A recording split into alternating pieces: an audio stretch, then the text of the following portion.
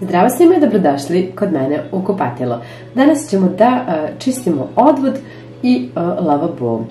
Ono što će vam biti potrebno jeste tableta za pranje veša ili tableta za mašinsko pranje sudova. Odlična je i jedna i druga. Najprije ću da uklonim ovu mrežicu, a zatim ću da stavim tabletu za pranje veša. Ona se lakše otapa, a veoma je koncentrovana i lepo će da očisti odvod. Potrebno je da stavite i da preko nje sipate oko 1 litar vrele vode koju ste prethodno prokuvali. Naravno, sačekajte par minuta da ne bude baš ono ključala. Sipajte to sve u odvod. Ova tableta se brže rastvori u odnosu na ovu drugu za mašinsko pranje sudova. Zatim ću odmah da sipam i 2 decilitra sjećeta i da ostavim da odstoji. Možete ostaviti da odstoji sat vremena ili pola sata, a najbolje bi bilo ako možete to uveče da uradite pa da ostavite da prenoći. Sada ću malo i da izribam ovako četkom, a skinut ću i ove delove koji su ovaj deo koji je baš prljav, pa ga izribati uz pomoć limuna i soli.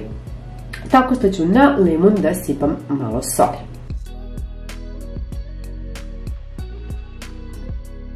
A zatim da istrljam ovo sve, a istrljat ću time takođe i ceo umivaonik.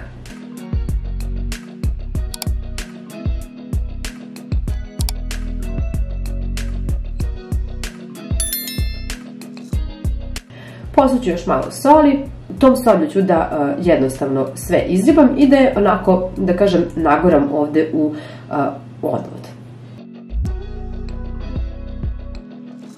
So je odlična za čišćenje, jer lepo uklanja sve.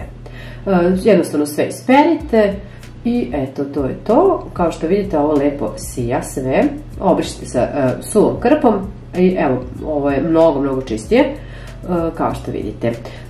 I voda lepo teče. Ovo nije za otpušavanje, već za redovno čišćenje odvoda, kako ne bi ni došlo do zapušavanja.